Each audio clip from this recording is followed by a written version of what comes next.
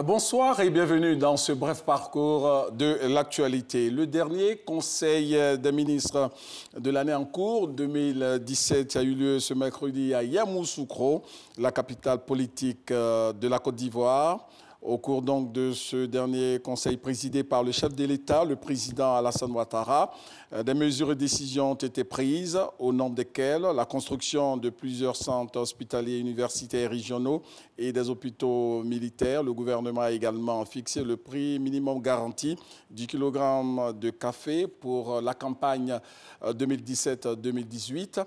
Le prix minimum est fixé à 750 francs le kilogramme. Des précisions avec le porte-parole du gouvernement.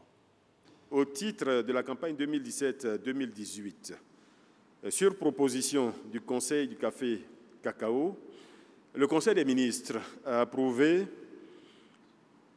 le barème et un prix garanti aux producteurs pour le café séché, décortiqué, trié, ne comportant aucune matière étrangère, un prix garanti de 750 francs le kilo.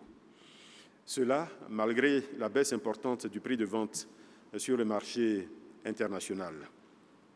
Il faut dire que maintenir ce prix donc à 750 francs le kilo induit une subvention de plus de 12 milliards de francs CFA qui seront financés donc par des ressources publiques et en particulier par les excédents de stabilisation du Conseil Café Cacao. Dans cette dynamique, le Conseil a instruit le ministre chargé de l'Agriculture et l'ensemble des ministres concernés à l'effet de prendre toutes les dispositions opérationnelles, y compris les sanctions appropriées quand cela est nécessaire, pour le respect strict du prix garanti aux producteurs. Et après ce Conseil des ministres, une rencontre entre le chef de l'État et les rois et chefs traditionnels de Côte d'Ivoire est prévue sur place à Yamoussoukro. Vous aurez le compte rendu complet de nos envoyés spéciaux au journal de 20h. Des Ivoiriens en provenance de la Libye sont de retour au pays dans le cadre du rapatriement organisé par le gouvernement.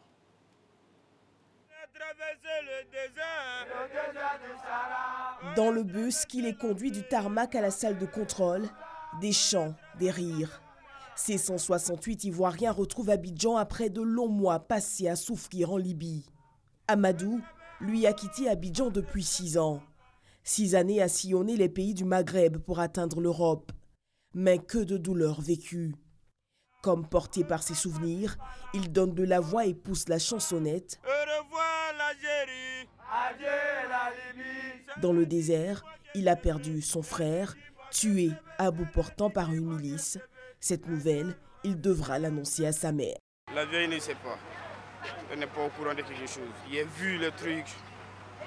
Il a entendu aussi les trucs. Moi, il sait comment il veut l'expliquer. On est sorti pour elle, mais ça n'a pas marché. Mais aujourd'hui, moi ici, là, ça va la faire mal. Il a perdu mon grand frère, mais c'est seul Dieu qui sait ce qui s'est passé. Mais j'encourage encore tous mes frères qui arrivent à gagner 1000 francs dans les journées, 2000 dans les journées. Ils n'ont qu'à toujours rester dans le travail parce que la Côte d'Ivoire, c'est le meilleur pays en Afrique. Sur ces 168 Ivoiriens rapatriés, 3 femmes et une dizaine d'enfants, d'anciens migrants sont venus leur apporter leur soutien. Leur dit bonne arrivée et que désormais nous sommes chez nous. Oublions donc ce que nous avons vécu là-bas, les difficultés, et de prendre vraiment notre courage en main pour chercher à nous insérer. Outre des kits alimentaires, ces personnes bénéficieront d'un hébergement de 2 à 3 jours et d'un appui financier symbolique. Elles pourront également s'inscrire dans le projet de réintégration et de réinsertion du Fonds fiduciaire d'urgence de l'Union européenne mis en œuvre à travers l'OIM pour la mise en œuvre de projets collectifs ou individuels. C'est au total plus de 2330 Ivoiriens qui sont revenus en Côte d'Ivoire depuis 2015. Au total 1200 de la Libye. Quand nous faisons le point, c'est une excellente opération. C'est un gouvernement qui montre qu'il est aux côtés de sa population, qu'elle soit ici en Côte d'Ivoire ou à l'extérieur de nos frontières. Nous avions prévu d'autres opérations, mais la situation sécuritaire en Libye s'est constamment dégradée.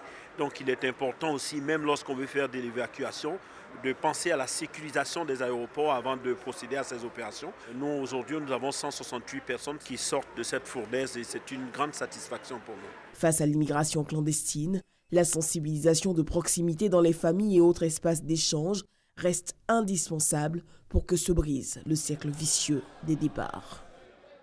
Et sachez que plus de 30 000 enfants migrants se trouvent actuellement en Libye, dont 14 000 non accompagnés. 14 000 enfants non accompagnés se trouvent en ce moment en Libye. Ce sont des chiffres de l'UNICEF, le Fonds des Nations Unies pour l'enfance et l'Organisation internationale des migrations. On se retrouve avec beaucoup de plaisir à 20h.